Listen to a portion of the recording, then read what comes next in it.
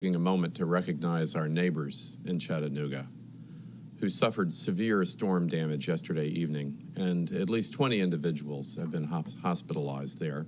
150 buildings have been damaged, and 60,000 residents are without power. Although these are preliminary numbers, we know some of how they feel. Our thoughts are with all Chattanoogans and everyone who's been touched by the storms that swept over the southeast over this weekend. Now, I want to thank everyone here in Nashville for faithfully observing the Safer at Home order over the holiday.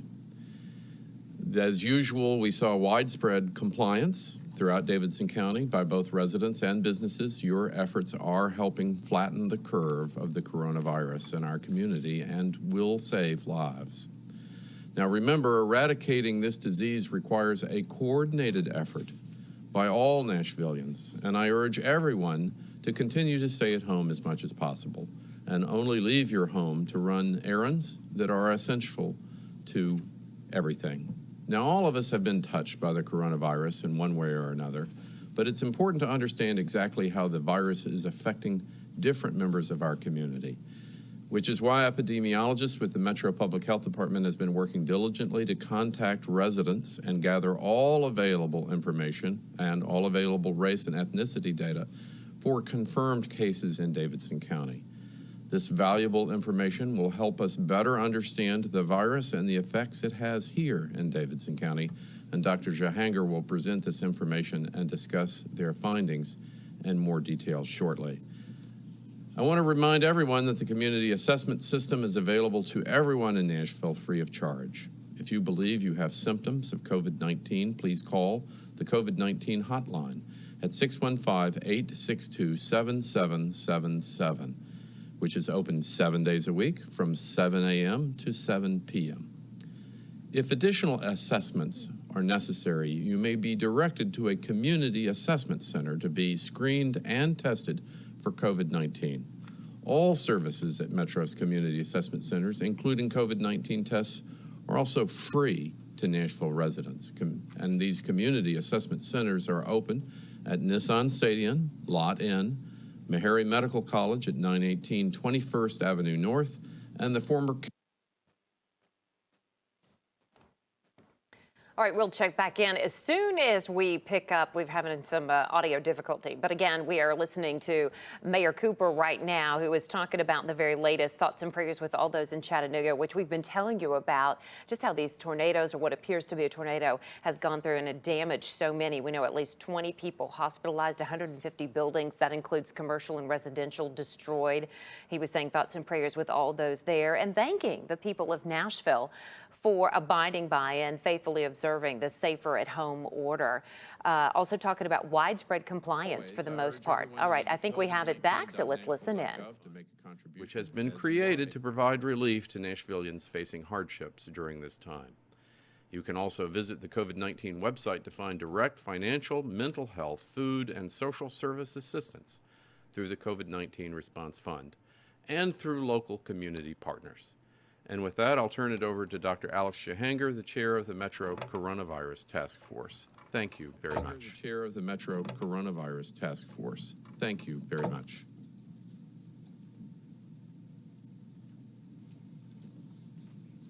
Thank you, Mayor Cooper, and good morning, Nashville. Here's the latest on the coronavirus in Nashville and Davidson County. We have 1,385 confirmed cases with a total of 13 fatalities. That's an increase of 161 cases since Friday, but no additional deaths. There are an additional 1,410 cases in our surrounding counties, bringing our total in our region to nearly 2,800. Of the Davidson County cases, 1,081 are currently active, and 291 residents have fully recovered from the virus and have been cleared. This morning, we have the race numbers to share. Of the Davidson County confirmed cases in regard to race, 49% are white, 13% are black, 12% are multiracial or other, 3% are Asian, 8% unknown, and 15% are pending. We will continue to update the numbers as soon as we have them for you. This information is very important to us as we analyze and understand and how we plan for the continued battle of this virus. To strengthen this data, I have also asked information regarding race and ethnicity to be collected for anyone tested at our community assessment centers. The most medically vulnerable are the people this virus impacts the most. As is the case with this virus and many other medical conditions, the impact is disproportionate to minorities and those with limited access to health care. That's one reason we positioned the community assessment centers at the locations that we did. We wanted to ensure that people who don't have access to health care would have access to COVID assessments and tests. There's no cost at these centers for assessments, and if indicated, no cost for the tests. Here's what's important. If any Nashvilleian believes that they have the symptoms, fever, cough, shortness of breath, or new and unexplained loss of smell, please seek medical attention and get assessed, either with your local healthcare provider or through our community assessment system. You may have noticed that new and unexplained loss of smell is a symptom that I have not previously stated. As I have said from day one, the science will direct our response to this crisis. And over the past week, loss of smell has become recognized amongst medical professionals as a possible sign of this virus. As such, we want to make sure our community knows this, and we have adjusted our protocols to assess and, if indicated, test anyone who presents with any of the 4 symptoms. Our goal for our assessment centers is to ensure that our community has broad access to testing. This is a critical step to ensure victory against the virus. The first step is to call our assessment hotline at 615-862-7777. It's open 7 days a week from 7 a.m. to 7 p.m.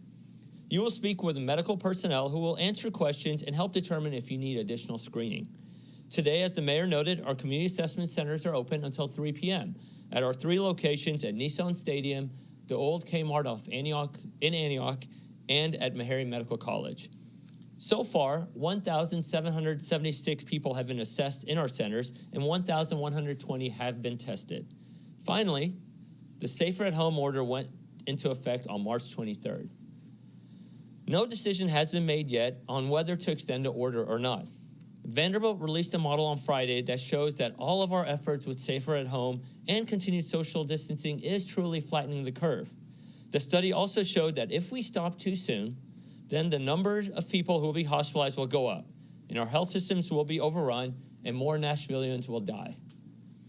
If we adhere to what we are doing, we will get through this successfully. Other models show different timing for the peak, but they show the same results regarding our progress.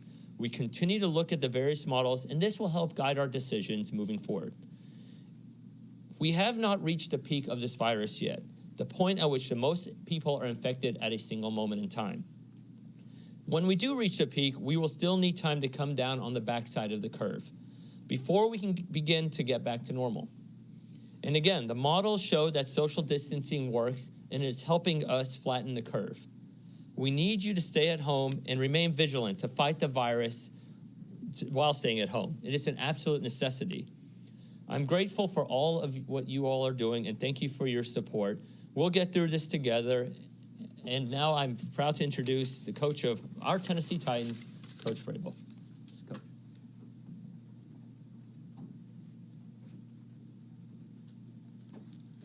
Good morning. Thank you, Doctor. On behalf of the Tennessee Titans organization, would like to thank Mayor Cooper for his service and his leadership. I would like to thank Dr. Jahanger for his medical guidance. I want to thank our community for staying positive, for helping one another. It's important now that we continue all our efforts. We'd also like to thank the men and women, our first responders, and those men and women that are in our medical fields that go to work every single day, whether they're tired or they don't feel well. They're the ones that are helping us, and they're going to be the ones that get us through this difficult time. We have to stay positive as a community. We have to follow the guidelines set by our leaders in the community that will help us get through this. We have to continue to support our local businesses and help them through this unique time. As in everything, especially with the Tennessee Titans football season last year, it's not necessarily how you start, but it's how you finish. We can't allow all our great efforts as a community and leadership to stop because we're halfway home or we're close to halftime.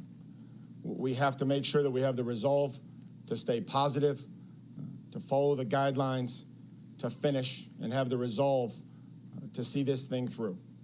Help one another, help your neighbor, help those people that are less fortunate. Spend more time worrying about somebody else than you do yourself.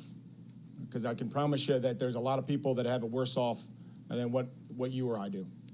Again, I would like to thank everyone, thank the mayor for his guidance and leadership, and Doctor for his remarks.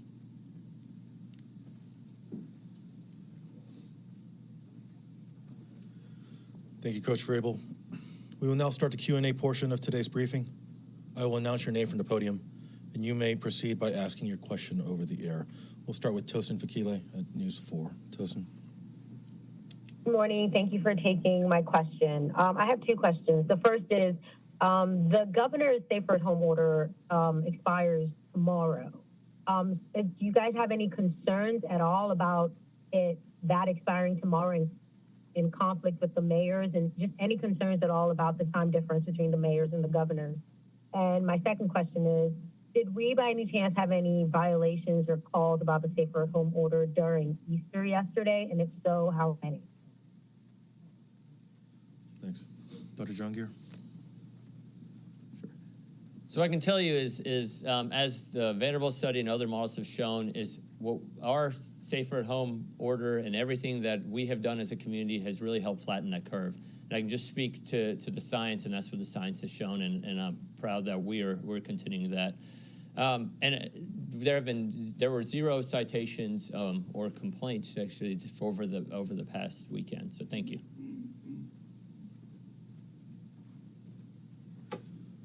Julia Palazzo. Go ahead, Julia. Thank you so much. Just wanted to address, I remember Vanderbilt said, we're lacking widespread testing, and I know that is critical in all of this. I was just wondering if you guys had a plan to increase that, and also if there's an update from the task force that's helping small businesses. You have the number of businesses that have applied and the amount of money that's been given so far. Thank you. Could you repeat the second part of your question again, Julia? I'm sorry, which part? The second part of your question? The second? Okay. Just wanted an update on the task force that's helping small businesses.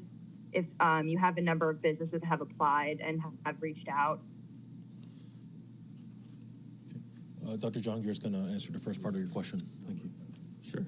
So regarding testing, I think over 16,000 tests have been conducted in Nashville as far. I know, as I've mentioned before, many places are conducting tests around the community of our health systems, which I know have sped up their ability to do testing. As I mentioned in my remarks, our community assessment centers, we are now loosening and broadening who is tested in our centers, and we'll continue to do that because you're right, a broad access to testing is a critical step in winning this battle against this virus. Regarding your second question, I don't have that information right now. We'll be glad to follow up on and get that to you. So thank you. Julia, I will follow up with you by email on your task force question. Nancy Ammons. Good morning. Thank you. I have a question for the mayor. In light of the Vanderbilt study, has he considered expanding this stay at home? I know he was concerned about home improvement projects. Has he considered expanding it at all? Mayor Cooper. Thank you, Nancy. I guess in terms of expanding this, are you talking about lengthening the safer at home order? And in that case, in Nashville, we're going to take it 1 and 2 weeks at a time. Right now, we are making progress. The number of cases does seem to show that the curve is flattening, and we just want to continue on with that. And we hope that the state follows suit, of course, and that we have a coordinated state effort to flatten the curve.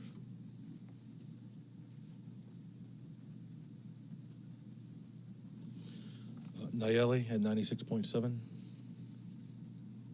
I Yes, I have actually two questions. One of them, I wanted to know what does the community do? Where can they ask for help when organizations say that they no longer have funds for those who are in need? For instance, some organizations say they only have funds for about 90 people, 40 people. What happens when they tap out with their funds that they have given the organization federal funds?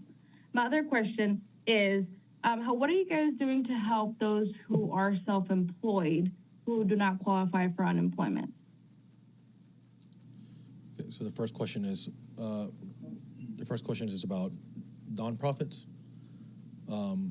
Yes, so nonprofits where the funds are going to help those who are in financial need. Okay. What happens when they tap out with the funds that they have? Okay. Mayor Cooper. Thank you. I'd ask him to be in contact with my office. There are different sources of money that is available, including our own COVID-19 fund that's in partnership with the United Way. So all the nonprofits that are doing such worthy work in the community, we understand that you've never been more needed or more useful. Let's work with you to try to find additional sources of money. And then for the self-employed, boy, that is such a hardship for so many people in Nashville. We just need to flatten the curve and get back to work as soon as possible. That's the first way of really helping them.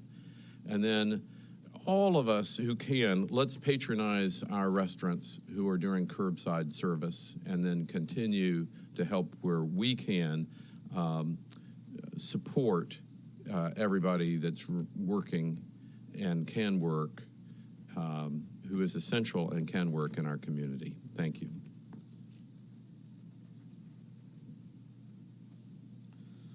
Ian Jong at the Tennessean. Ian? Hey, good morning. I have a few questions just regarding testing. Dr. Jahangir had said that you guys have started to widen the scope of that. I was curious on when that started happening, and if you can explain what that means and looks like for who we're testing. And one, just curious about asymptomatic cases, whether that's been tested before and how many of those make up the cases we have so far. And as a last question, sorry, can you give us an update on how much testing we have, or if we're low on test kits in the city? Yeah, did you say asymptomatic testing? Yes. Okay. Dr. Jahangir? So good morning. So regarding your question around expanding, I can speak to both our community assessment centers and what our community partners and the other health systems have done. As the symptoms, from day one, I've mentioned shortness of breath, fever, and dry cough have been kind of the signs for anyone to get assessed and get tested. Now the science is showing that loss of ability to smell, a new loss of ability to smell, they don't have any other reason, is another reason to get tested. Also, similar to our community partners and other health systems, initially testing was being performed when people had those symptoms, plus met certain other medical comorbidities. Now, as the entire community is looking to expand testing to people who meet certain requirements, broaden the testing for more in our community, the general consensus in the medical community is the 4 symptoms I described, and testing anyone that has those 4 symptoms. So I believe most of our community partners are doing that, and our assessment centers were doing that as well. So testing asymptomatic people right now is not what is standard of care in our community, and we're not doing that to my knowledge, at least in the circles I'm in. And then, as I've mentioned, about 15,000 Nashvillians have been tested already, and you have about a 9.5% positive rate for that. So I think that's consistent across all the places that are being testing, which to me demonstrates that we're consistently applying the same standards to testing, and that's pretty reasonable. So thank you so much.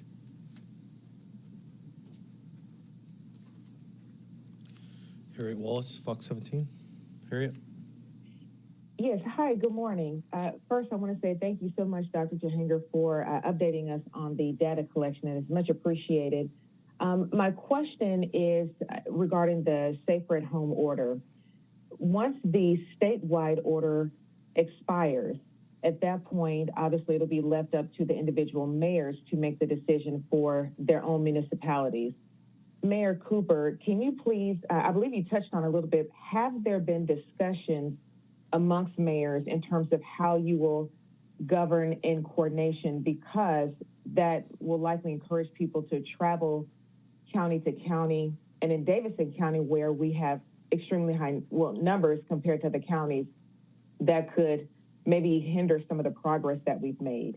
So what discussions have you had or will you have with other mayors? Mayor Cooper. Well, thank you, Harriet. I think public policy in the time of a pandemic is a little bit of evolving. Tennessee, has 95 counties, a whole lot of cities, and I think all of the mayors that I've talked to feel that consistency and a unified response is effective. That's not only in our region, but across the state, other states too, if possible. But we are, as all the mayors that I've talked to, everybody, I think with essentially no exceptions, feels that a consistent response and that we're still in the middle of it. We're still flattening the curve, and it's going to be important. Nashville is in a region, the region has as many cases as Nashville does. So that shows that it is a regional problem here. And then also in the state, I think we're better than a lot of states have been. If you look at some of our neighbors to the north, boy, that's pretty shocking, but we want to stay on the good side of that. And again, have a consistent response that no one is putting each other at risk. No one is putting each other at risk unintentionally. And then a unified, consistent response is the best. And I think all the big cities in the state have adopted the same safer at home that Nashville has been under. And I think we all recognize that that's going to have to continue for a while to be effective. Thank you.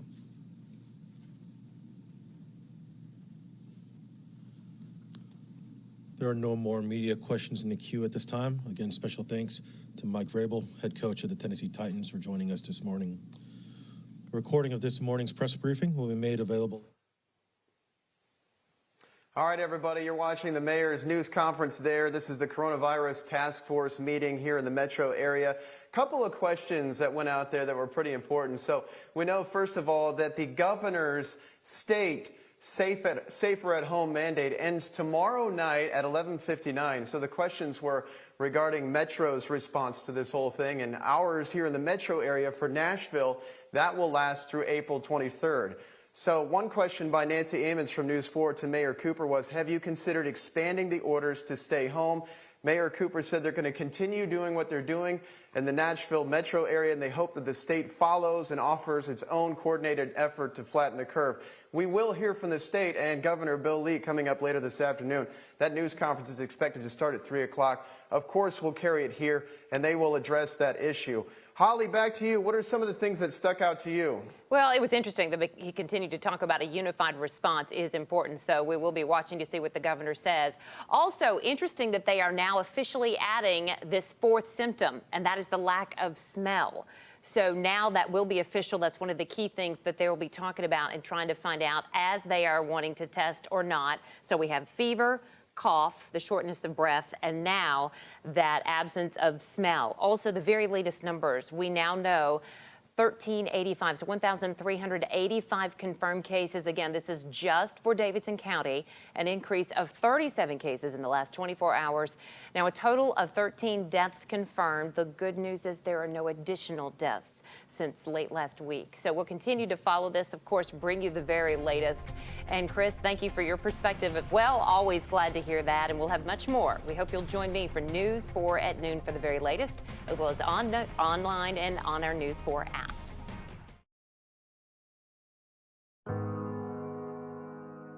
Buffalo Health Advisors would like to thank all the essential workers in the Middle Tennessee area for their tireless efforts in keeping all of us and our seniors safe against COVID-19. We will do our part and stay home and keep helping you with insurance needs and questions. Please do the same. We Tennesseans depend on it.